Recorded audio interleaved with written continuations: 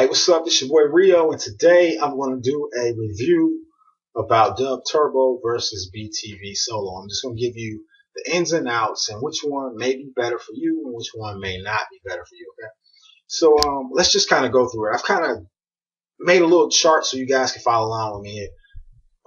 When we talk about the instrument sounds, both of them have studio quality. I think this is just the standard of just about every software. They have studio quality sounds. Okay. The ease of use, both of them are pretty easy to use. It's all about just tapping a beat out on your keyboard, on your computer keyboard. That's all. That's pretty much how it works. The music sequencer, how it's set up. Okay, now this is where it gets a little different. Okay, Dubturbo has a track style sequencer, which basically means that you'll see every track that you're creating. So you'll see the drum track, you'll see the piano track, all while you are making the music. So you see it all there. And they also have a little feature where you can toggle and you can go to a drum style where there's just 8 pads that you see, and you get to pick which sound you want to associate with each pad.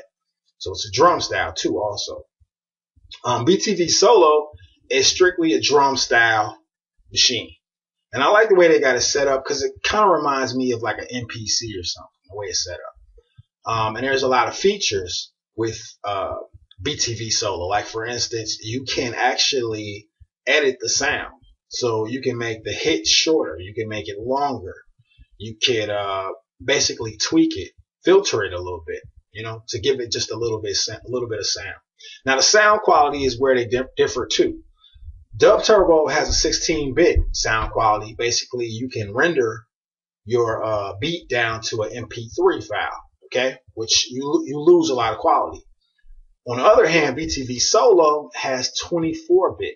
Now, if you guys don't really understand what 24-bit and 16-bit is, basically 24-bit has a lot more headroom, so the sound doesn't get distorted as fast. Now, you gotta realize, if you're going to be making a beat and you're going to be saving it on some type of, thumb drive or something like that, and taking it in the studio and having them load it back up on Pro Tools or whatever it might be, you don't want to lose any sound quality at all. Okay, so you want to have the highest sound quality if you're going to be moving it from machine to machine, because every time you mix it, every time you alter that sound, every time you record a voice onto it and render it down to another file, you lose sound quality. That's the reason why 24-bit is so important. Okay, now the hardware capability. Both of them, you can plug up a MIDI keyboard and just right out the gate, just play it right off of a MIDI keyboard. So if you have an M Audio keyboard laying around, you want to plug into your computer and you want to play the piano sounds, play it like a piano sound, you can do that with both of these softwares. The one thing I really don't like, and this what comes to software stability, Dubturbo crashes and freezes a lot. BTV Solo is pretty stable.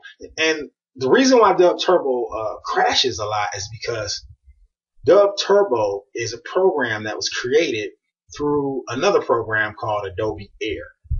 So basically, imagine this, okay? You basically have software running within a software. So for instance, you look at your phone, you got an Android app running a whole phone. Now imagine if you had to download another piece of software just to download another program. So it's like a program operating within a program. And I think that's the reason why it crashes and it freezes a lot. And I don't really like that, because if you are making something and you're really into it and it crashes and freezes, then of course you're going to lose everything. Now, VST capability. Now this is really important because this is where you basically get to take the software and link it up to another piece of software like Cubase or like not Pro Tools doesn't do VTS, but another piece of software, and you get to trigger the sounds from that software. Now both of these programs do that. Dubturbo and BTV Solo do it. Another thing is the drum grid. A lot of guys like to use the drum grid.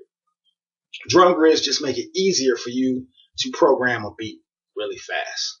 And both of these programs have a drum grid.